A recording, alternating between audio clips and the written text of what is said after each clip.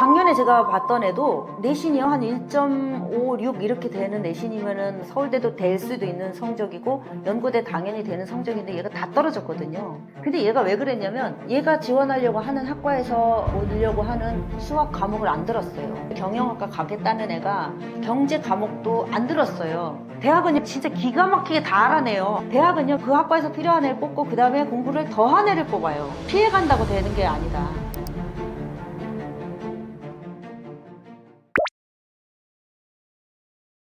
네, 앞으로 교과 전형 100% 교과 전형은 사라질 거다라는 얘기 많이 하잖아요. 저도 여기에 동의합니다. 왜냐면 교과가 5등급제인데 교과 전형하고 학종하고 그러니까 학생부 교과 전형이 있고요. 학생부 종합 전형이 있어요. 학생부 교과 전형은 이제 뭐냐면 학생부가 교과 영역이 있고 그 다음에 비교과 영역이 있잖아요. 종합 전형은 이 교과하고 비교과를 합친 거고 교과 영역은 교과 영역만 본다는 건데 교과 영역을 어떻게 보냐면 정성평가하지 않고 정량평가해요. 그래서 정량평가 한다는 거는 그냥 무슨 숫자만 보겠다는 거예요. 그래서 무조건 1.0에 수렴하는 학생이 가장 우수한 학생이에요. 근데 학생부 종합전형은 사실 2.0인 애가 서울대에 합격하는데 1.5인 애가 떨어지기도 해요.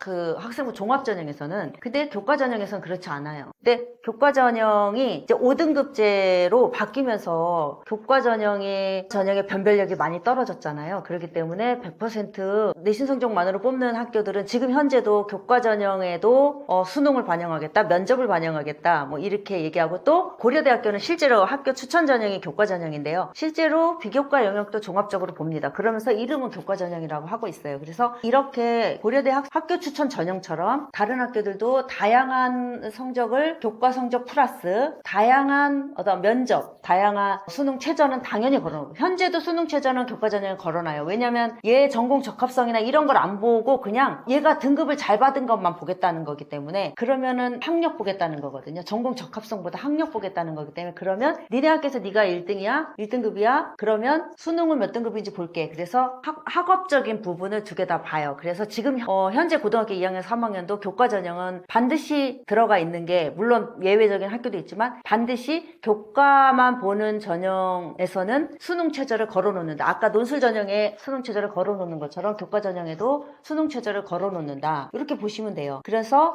교과 100% 전형은 사라질 거고 교과 플러스 수능, 교과 플러스 면접, 교과 플러스 학교생활기록부, 뭐 비교과 활동 이런 것들을 다 붙일 거예요. 교과에다가. 그러면 교과에다가 그것들을 다 붙이면 어떻게 되겠어요? 학생부 종합전형하고 별 차이가 없습니다. 네, 그래서 학생부 종합전형하고 비슷해지는 거예요. 그래서 100% 교과 전형은 사실 뽑을 수도 없고 현재도요. 아주 상위권 대학들에서는요. 100% 교과 전형으로 선발하지 않아요. 다 걸려 있어요. 면접에 걸려 있든 다 걸려 있는데 일례를 들어서 최상위권 대학 중에서는요. 한양대학교가 100% 교과 전형으로만 뽑았어요. 100% 교과 성적으로만 뽑은 최상위 학교가 한양대학교예요. 다 걸려 있어요. 연고대 다 걸려 있는데 한양대학교가 그래서 한양대학교 교과 전형이 지방에서 1점대 초 1.0에서부터 1.3 이내 드는 애들이요. 무조건 한양대 교과를 썼어요. 왜냐면 수능 최저도 없잖아요. 제가 아까 말씀드렸듯이 교과 전형은 다 세트로 수능 최저가 들어가 있다 그랬잖아요. 근데 한양대학교는 과감하게 수능 최저도 안 보겠다. 그냥 우리는 내신만 정량적으로 보겠다. 이렇게 해가지고 수년간 학생을 뽑았어요. 그래서 학생부 교과 전형으로 한양대학교 합격 컷이 몇일 것 같으세요? 컷이 1.3이에요. 컷이. 그러면은 서울대학교 직윤 성적이에요. 이게. 그리고 일반 전형 1.3이면 엄청 높은 거거든요. 그러니까 서울대학교보다 높아요. 다른 거 하나도 안 보니까. 그러면 이제 대학 입장에서는 컷은 되게 높은데 들어오는 학생들은 어떤 학생들이겠어요? 보통 수능으로 전국 단위의 어떤 실력을, 학력을 검증하지 않은 애들이기 때문에 힘들잖아요. 그러니까 한양대학교가 그걸 포기했어요. 100% 교과 전형을 포기하고 2025년도 작년이네요. 작년도부터 수능 최저를 부활했습니다. 그래서 반드시 100% 교과 전형은 지금도 상위권 대학에서는 없고요. 앞으로는 반드시 교과 성적이 좋은 거 하나만 가지고 학생을 뽑지 않는다. 반드시 붙인다. 이거를 염두에 두셔야 할 것 같아요. 5등급제로 내신이 이제 바뀌었을 때 중간 성적대 학생들이다. 그러면 몇 등급일까요? 1등급이 10%고요. 2등급이 33%까지예요. 그리고 3등급이요. 66%예요. 2등급 중반 때부터 이제 중간 성적대라고 하는데 입시에서 사실 중간 성적대는 별 의미가 없는 것 같아요. 네, 중간 성적대가 수용될 수 있는 그러니까 9등급제에서요. 9등급제에서 중간 성적대가 9등급이니까 4.5잖아요. 4등급, 5등급은요, 입시에서 유의미한 등급이 아니에요. 뭐, 예를 들어 내가 5등급, 6등급이다. 그럼 우리 중간이라고 생각하잖아요. 근데 9등급제에서 4, 5, 6등급은요, 사실 이 내신으로 대학에 원서를 넣을 수 있는 학교가 별로 없어요. 그리고 현실적으로 지금 학령 인구 줄어들고 대학이 학생을 모집 못 하잖아요. 그래서 사실 5, 6등급 내신이라면 내 내신을 활용해서 경쟁을 해서 대학을 가지 않아도 그냥 대학은 갈 수 있다. 그렇게 보시면 될 것 같아요. 그런데 이제 5등급이 됐을 때 5등급으로 바뀌었을 때 2등급 한 중반대라고 될 것 같아요. 2등급 중간 정도가 중위권 아이들일 것 같은데 또 이것도 마찬가지로 내가 어느 학교에 있느냐에 따라 조금 다를 거고 5등급제가 됐을 때는 지금 고등학교 1학년 애들은요, 뭐가 없냐면 표준 편차가 표기가 안 됩니다. 학생부에 표준 편차가 표기가 안 돼요. 그래서 이 학교가 어느 정도 수준의 학교라는 거를 사실 대학 입장에서는 가늠하기가 쉽지 않아졌어요. 그 대신 이제 표준 편차가 없어지는 대신 뭐가 생겼냐면 A등급 비율, B등급 비율 5등급제를 등급도 표기하고 생기부에 등급도 표기하고요. 그 다음에 A, B, C, D, E 성취율도 표기를 해요. 그런데 A, B, C, D, E 등급이 A가 몇 프로고 B가 몇 프로고 C가 몇 프로고 D가 몇 프로고 E가 몇 프로라는 것까지 다 표기를 하게 돼 있어요. 대학 입장에선 참고할 만한 거는 뭐냐면 A등급 비율이 얼마나 되나. A등급이 많으면 좀 공부를 하는 학교 이렇게 볼 가능성도 있고요. 그런 변수들이 있고 얘가 들었던 과목이 있고요. 그 다음에 얘가 비교과에서 활동했던 탐구 프로젝트라든지 동아리에서 했던 것들이라든지 이 내용들이 세특에 적힌 거라든지 이런 것들을 다 참고해가지고 2등급 중반대다라고 했을 때 내 학생부가 전공에 대한 전공 적합성이라든지 활동의 어떤 열정 이런 것들이 굉장히 높고 그 다음에 내가 이 과목은 이 학과에 들어오기 위해서 이 과목은 나한테 반드시 필요한데 이 과목이 너무 듣는 애들이 적어서 등급이 잘 안 나오는 과목이에요. 그럼에도 불구하고 나는 나한테 필요하니까 이 과목을 들었어. 그런 애들은 그런 학생부다. 들었던 과목과 얘가 뭐 세특이나 비교과에서 했던 탐구 활동의 깊이 이런 것들이 깊다고 하면은 저는 학종을 해보라고 하고 싶어요. 그런데 그런 것들이 깊이도 내가 잘 모르겠고 내가 이건 어려운 과목이고 등급받기 어려우니까 안 들었고 이렇게 다 피했어요. 그리고 이 학과에서 굉장히 중요하게 보는 과목들에 대한 성적이 내가 안 좋아. 예를 들어 나 공대 가고 싶은데 뭐 기하도 안 들었거나 성적이 낮거나 수학 미적 2를 안 들었거나 이런 상황이다. 그리고 비교과 활동도 물론 이제 객관적으로 판단을 받아봐야 되겠지만 비교과 활동도 그렇게 내가 깊이 있는 활동이라고 볼 수 없어. 그러면 얘는 학생부의 경쟁력이 그렇게 높다고 볼 수는 없거든요. 그래서 내신 성적이 또 2등급 중반에서 3등급 이렇게 넘어가서 중간 정도까지 갔다 그러면 사실 저는 논술 전형을 지금 현재로서는 논술 전형밖에 없어요. 수시에서는. 논술 전형을 같이 병행해서 가야 되지 않을까. 그래서 애들이 고등학교 2학년 정도 되면 알아요. 성적이 그렇게 변하지도 않아요. 고등학교 2학년 정도 되면 이미 결정이 났다고 보셔야 되거든요. 성적이 드라마틱하게 성적이 오르고 우상향되고 이런 거는 사실 별로 없어요. 옛날에는 3학년 성적의 비중을 굉장히 높게 대학에서 평가를 했는데 지금은 다 고르게 평가하는 추세거든요. 1학년, 2학년, 3학년. 그래서 3학년 때 등급이 확 오르지 않기 때문에 보통 고등학교 2학년 한 5개 학기를 수시까지 본다고 했을 때 3개 학기 정도가 성적이 나오면 그러면 3개 학기면 1-1, 1-2, 그 다음 2-1이잖아요. 그 다음 2-1 성적까지 나오면 결정이 거의 됐다라고 보셔야 될 것 같아요. 그러면 그때부터 1년 남았잖아요. 2-1이면 2학년 1학기니까 2학년 1학기가 끝나면 얘가 대학 가기 딱 1년 남은 시점이거든요. 그러면 그때부터는 내가 논술로도 몇 카드를 써야 되겠다라고 논술에 좀 관심을 가지시고 학종을 최대한 색깔에 맞춰서 좀 하되 그냥 학종으로만 올인하면 대학을 계속 밑으로 내려야 돼요. 내가 갈 수 있는 최상위 대학부터 고점을 시작으로 쭉 밑으로 내려야 돼요. 학종으로만 가려고 하면. 근데 내가 여기서 조금 올려봐야지 그러면은 논술도 생각을 하셔야 된다. 그러니까 아까 말씀드렸듯이 1년이 남았다. 1년이 남았으니까 준비할 기간도 있고 어떻게 논술을 준비해야 된다라는 거를 알아서 논술도 내가 중위권이다라고 하면 논술도 한 1년 전부터는 최소한 생각하고 공부하고 가지고 가라. 이 전략을. 그리고 중요한 거는요, 고등급제 애들 다 해야 된다, 다 잘해야 된다 그랬잖아요. 수능도 해야 돼요. 수능도 가져가야 돼요. 그러니까 제가 이런 말씀 드리면 지난번에 제가 우리 애들 너무 힘들어졌습니다 이런 말씀 드렸을 때 많은 학부모님들이 다 한숨 쉬시고 너무 불쌍하다. 그런데 저는 아주 냉정하게 이런 말씀 드리고 싶어요. 입시는요, 비판의 대상이 아니라 잘 이용하는 거라고 생각해요. 입시 정책을 비판해봤자 그냥 지금까지 입시를 제가 봐온 바로는 비판하고 욕먹어도 가더라고요. 그리고 대학을 잘 보내는 엄마들은 욕하는 시간에 하더라고요. 전략을 찾고 방법을 찾더라고요. 그래서 안타깝고 아이들 너무 힘들지만, 그리고 부모님이 입시에 대해서 너무 비판적으로 얘기하면 아이들이요 좀 공부를 안 하는 빌미가 되기도 해요. 이건 진짜. 그래서 조금 감성적인 거, 감정적인 거 좀 내려놓으시고 이성적으로 솔루션을 찾는 데 주력하시면 좋겠다라는 말씀도 드리고 싶습니다.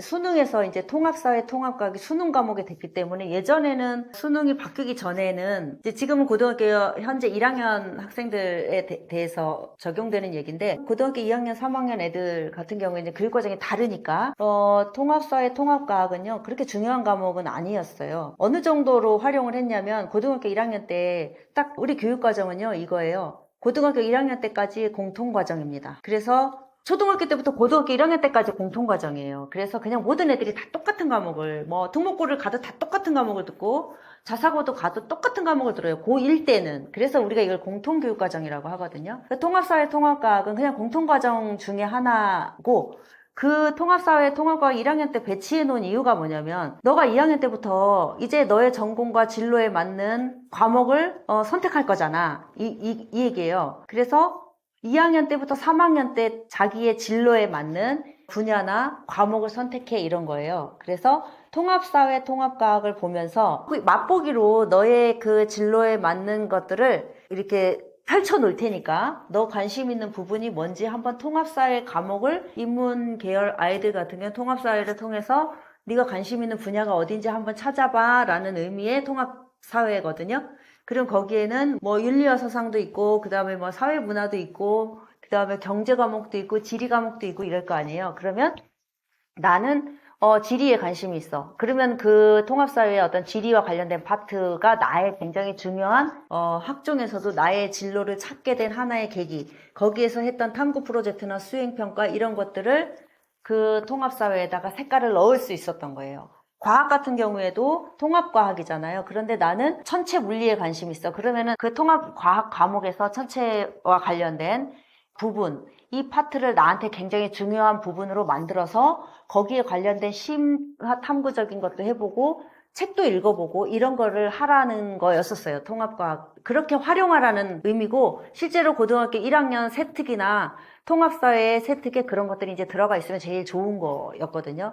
그런데 지금 고등학교 2학년과 3학년은 바뀌었잖아요. 이게 수능 과목이 돼버린 거예요. 네, 그러면 이제 이걸 어떻게 하느냐. 그러니까 이제 문제를 출제하는 그 입장에서도 통합과학이 진로를 좀 찾아가는 하나의 그 샘플, 이런 과목이었다가 수능 과목이 돼버렸기 때문에 이거 3학년 때까지 가져가야 되는 과목이 돼버렸는데, 예상 문제를 이제 얘기가 많죠. 통합사회 통합과학을 1학년 때 맛보기식으로 배웠던 걸로 어떻게 깊이 있는 문제를 출제하냐, 이렇게 이제 하지만 많은 전문가들은 다 어떻게 해요? 통합사회에 다뤘던 개념들을 깊이 있게 들어가면 얼마든지 어려운 문제를 출제할 수 있다. 수능의 난이도는, 과목은 쉬워 보이지만 수능의 난이도는 얼마든지 높일 수 있다라고 얘기를 하고, 그걸 이제 어느 정도 난이도로 낼 것인지는 예상 문제를 이제 주겠다는 거잖아요. 근데 입시를 준비하는 입장에서 엄마들, 아이들은 뭘 해야 되냐면, 통합사회 통합과학을 수능도 하면서 그 다음에 2학년 3학년 때 배워야 될 과목들을 또 연계를 해야 돼요. 그래서 지금 1학년 아이들 같은 경우에는 통합 과학과 통합 사회를 내 진로를 찾는 하나의 샘플 과목이기도 하지만 어떤 걸 보셔야 되냐면 2022 개정 교육과정에 과목표가 있어요. 1학년 때 공통과정이 있고요. 그 다음에 무슨 과목이냐, 일반 선택이 있고, 그 다음에 진로 선택이 있고, 그 다음에 융합 선택이 있어요. 일반 선택과 진로 선택과 융합 선택을 2, 3학년 교육과정 안에 다 이렇게 버무려 놨거든요. 근데 1학년 아이들이 통합사회 통합과학만 보고 있으면 안 된다는 거예요. 이제는 어떻게 보셔야 되냐면 2022 개정교육과정에 교육부에서 만들어 놓은 그 표를 한번 딱 2학년 3학년 때 전체 과목들이 어떤 것들이 있는지를 한번 한눈으로 다 이렇게 다 꿰뚫어 보시는 걸 보셔야 돼요. 하나의 표로 돼 있는데, 그러면 통합과학 공부를 할 때요, 내가 나 여기에 있는 화학에 관심이 있어. 그러면 그 파트를 내가 2단원을 공부를 할 때요, 2단원과 해당되는 진로 선택 과목에는 뭐가 있겠어요? 화학이 있겠죠. 화학원이 있어요. 진로 선택에도 화학과 관련된 물질, 에너지 이런 것들이 있어요. 그리고 또 융합 선택 과목에도 있어요. 그러면 지금 통합과학에서 나오는 어떤 내가 관심 있는 파트 단원에 해당되는 내용의 과목들이 일반 선택과 진로 선택과 융합 선택에서 어떤 과목으로 앞으로 2, 3학년 때 펼쳐지는구나 라는 걸 보시면 돼요. 그러면 진로와 관련된 과목을 내가 집중하기도 좋고, 그 다음에 요거를 이렇게 연결해 놓으면은 나의 학생부에도 스토리가 생기는 거예요. 1학년 때 탐구 과목 이걸 만들라는 거예요. 지금 고교학점제에서는 이 연결고리를 만들라는 거거든요. 그래서 선택 과목의 어떤 종류, 유형을 좀 정리를 하자면 1학년은 전국적으로 모든 학생들이 다 듣는 공통 과목이 있고, 일반 선택 과목은요, 취지가 뭐냐면 그냥 그 과목을 위한 가장 기본적인 과목이에요. 예를 들면 경제, 예를 들면 지리, 한국 지리 이런 거 있잖아요. 이런 기본 과목이고요. 기초 지식을 위한 기본 과목이 일반 선택 과목이에요. 그 다음에 진로 선택 과목은 뭐냐면 내 진로에 맞는 과목들, 여기서부터 이제 초이스가 중요한 거죠. 그래서 내 진로와 관련된 과목들을 너 선택해서 들어라는 거고, 그 다음에 고교학점제에 새로 생긴 과목명이 융합선택 과목이에요. 융합선택 과목은 뭐냐면 과목과 과목 간의 융합. 그러니까 예를 들면 수학과 과학의 융합, 철학과 문학의 융합, 이런 과목들을 깔아놨어요. 그리고 이 과목의 융합선택 과목의 취지는 뭐냐면 실제로 한번 써봐. 문제 상황에 어떤 사회 이슈나 이런 것들에 관련된 내용들을 네가 한번 다뤄봐. 그 내용은 어떤 과목이나 특정 과목의 영역에 갇히지 말고 이 과목과 이 과목과, 그래서 그 과목들을 교육부에서 만들어놨어요. 그러면 그 과목을 초이스를 해야 되고, 이거를 전체를 다 보시면 좋은 점이 뭐냐면 학생들이 통합사학에서 싹 튼 나의 관심사를 기본적인 체계를 일반 선택에서 들었어요. 경제로 한번 들어볼게요. 내가 통합사회에서 1학년 때 경제 관련한 파트가 굉장히 흥미로웠어요. 거기에서 내가 관심이 싹 트고, 그래서 나는 2학년 때 일반 선택에서 경제 과목을 들었어요. 그 다음에 진로 선택에 가서 경제에 관련된 어떤 경제 탐구 과목들이 있거든요. 이런 것들을 내가 들어서 탐구 프로젝트도 해봤어요. 그 다음에 3학년 때는 융합 선택에서 경제와 관련된 어떤 수학하고 경제가 융합된, 또는 과학하고 경제가 융합된 이런 과목들을 선택해서 들어. 그러면 제가 아까 말씀드린 교과 영역에서 전공 적합성이 딱 만들어지는 거예요. 그리고 이게 아까 수능에서 통합사회 통합과학에 나오는 과목들을 굉장히 심도 있게 문제를 출제했을 때도 대비가 되는 거예요. 심도 있게 출제할 수도 있다라고 얘기를 하잖아요. 근데 심도 있게 출제를 했을 때 그 얘기는 대학 과정까지 간다는 소리가 아니거든요. 고등학교 과정 안에서 심도 있게라고 하는 거기 때문에 융합 과목까지도 안 갈 거고, 진로 선택 과목이나 그 일반 선택 과목 안에서 깊이 있는 내용으로 가져갈 거예요. 그러면 이런 방식으로 공부를 통합사회 통합과학을 활용을 한다라고 하면, 저는 진로와 관련된 교과 영역의 디자인도, 내 전공과 관련된 디자인도 할 수 있고 깊이 있는 공부도 할 수 있고 더불어 수능도 대비할 수 있다라고 생각을 합니다. 이게 가장 좋은 방법이라고 생각을 해요. 이렇게 통합과학과 통합사회를 접근하는 것을 지금부터 설계를 하셔야 될 것 같아요. 심화 수학이라는 게 지금 이제 예전에 공통과학, 공통수학, 지금 고등학교 1학년 애들은 공통수학 1, 공통수학 2, 그래서 1학년 1학기, 1학년 2학기 때 배우거든요. 그리고서 2학년 때 수원, 수투를 배웠어요, 그동안은. 근데 이제 바뀐 입시에서는 수1이 대수로 바뀌었고, 그 다음에 수2가 미적분 1 이렇게 바뀌었어요. 그렇게 이제 바뀌었고, 그 다음에 미적분 2. 미적분 2가 이제 예전에 말한 미적분이거든요. 그래서 요 과목에서 미적분 2와 지금 고등학교 1학년 애들 같은 경우 미적분 2와 기하가 빠졌다는 거예요. 그게 이제 심화 수학이 빠졌다는 거거든요. 근데 입시를 이제 계속 예전에는 문과 수학, 이과 수학 따로 봤잖아요. 수학, 가형, 나형 이렇게 따로 봤는데 이제 문이과가 이제 통합되면서 다 바뀌었는데 저는 과생들이 불리하다, 문과생들이 불리하다라는 말에 사실 조금 거부감이 있어요. 왜 그러냐면 공부를 이과생하고 문과생하고 교육과정은 분류를 하고 있지 않지만 왜 자꾸 이거를 분류를 할 수밖에 없는 상황이 되냐면요. 대학이 계열별로 학생부 종합전형으로 모집 단위별로 모집을 하니까 전공별로 모집을 하기 때문에 그래요. 그리고 어떻게 해요? 학생부 종합전형에서는 필수로 너 이 과목 들어. 너 이 과목 필수로 들어. 너 기하 들어야 우리 공대 올 수 있다? 너 미적분 들어야 너 경영학과 올 수 있어? 이렇게 한단 말이에요. 이렇게 해버리니까 할 수 없이 문과, 이과 이렇게 이제 우리가 얘기할 수밖에 없는데 요번에도 문과에서 인기 있는 학과들 전부 다 이과생들로 채워졌다는 뉴스가 나왔잖아요, 얼마 전에. 저는 근데 이게 오히려 문과, 이과생, 문과생 이런 개념보다 저는 수학을 더한 아이와 덜한 아이 이렇게 분류하는 게 맞다고 생각하고요. 수학을 더한 학생들한테 분리하지 않아야 된다고 생각해요. 수학을 덜한 학생 더 잘 가는 건 말이 안 되잖아요. 문과라고 이제 기존 저기로 한다고 하면은 문과가 수학을 좀 덜 하는 거는 맞잖아요. 수학을 덜 하는 과목, 덜 한 학생이 대학을 잘 간다. 그런 전략도 저는 필요하다고 생각해요. 내가 현실적으로 수학이 덜했고 약해. 그리고 미적 2까지 한 애, 기하까지 한 애와 미적 2하고 기하를 안 한 애하고 똑같이 대학 가면 안 되는 거 아닌가요? 그래서 저는 이거는 문과, 이과, 유불리 이런 기준으로 얘기한다기보다는 저는 이게 이제 문과, 이과의 문이 없어졌기 때문에 오히려 사탐론이라 그래가지고요. 오히려 과학 난이도가 높거나 과학이 수학 사탐보다 어려우니까 기존에 자연계열로 지원하려고 하는 학생들이 사탐을 본다는 거 아니에요. 그러면 이제 이게 이 기준으로 말씀하면 실제로 문과 애들한테 불리하거든요. 이게 문과 애들한테 불리해지는 상황이다. 근데 저는 이제 프레임 자체를 공부를 더한 학생이 더 가는 게 맞고 문을 다 이렇게 이제 걷어냈다 라고 했을 때 넘나들거든요. 넘나드는 상황이잖아요, 지금. 그러면은 기하를 하고 미적분 2를 공부한 애가 그걸 안 한 애보다 더 대학을 잘 가는 건 당연하다고 저는 생각을 합니다. 언론에서도 그렇고 문이과적인 그 프레임으로 얘기를 이제 하는데 문이과적인 프레임이 아니라 입시는 굉장히 냉혹하더라고요. 그래서 정말 작년에 제가 봤던 애도 정말 내신이요 한 1.56 이렇게 되는 내신이면은 뭐 서울대, 연대, 고대는 서울대도 될 수도 있는 성적이고 연고대 당연히 되는 성적인데 얘가 다 떨어졌거든요. 근데 얘가 왜 그랬냐면 얘 생활기록부를 딱 보니까요.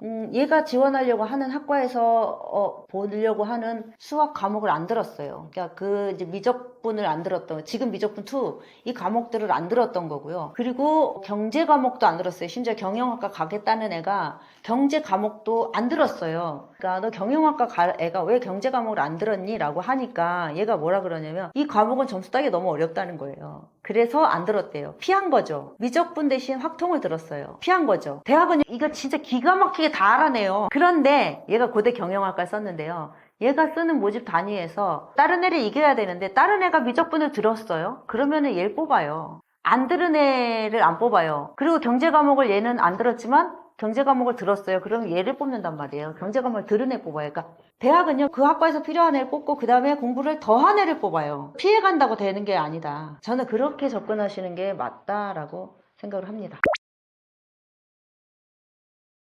자, 제가 마지막으로 드리고 싶은 말씀은 오늘 기회를 주셔가지고 그 입시에 대해서 특히 고등학생들이 구체적인 입시에 어떻게 고등학교 3학년 가서 당황하는가를 제가 너무 많이 봤기 때문에요. 오늘 제가 말씀드렸던 부분을 좀 정리를 하자면 미리 하자. 입시를 위해서 내려다보는 눈을 갖기 위해서는 고등학교 1학년 때 또는 중학교 때 고3의 상황이 한번 돼보자라는 거예요. 어렵지 않아요. 왜냐면 모든 입시 정보는 다 오픈돼 있기 때문에 대학 어디가 한 군데만 들어가도요. 나라에서 하는 거니까 돈도 안 들어요. 그래서 거기에 모든 자료가 다 있으니까 한번 보시고 아이하고 같이 이거를 엄마 혼자 공부하지 마시고요. 아이하고 같이 그 내용들을 하나씩 시간 있을 때마다 보시면서 내가 고3이 됐을 때 이러이런 상황. 이렇게 이제 제가 입시 읽어주는 엄마를 하면서 많이 하는 게 미리 드리는 말씀이 미리 준비를 해서 고3 때 당황하지 말자. 입시가 단번에 가는 게 제일 좋습니다. 경제적이에요. 가성비가 제일 좋은 게 그 해에 가는 거예요. 한번 재수를 하면 뭐 5천만 원이 든다고 하잖아요. 그래서 그렇게 하지 않기 위해서 미리 차분하게 1학년 때부터 준비를 해서 아이하고 같이 손잡고 가실 수 있게 되기를 기원하겠습니다. 감사합니다.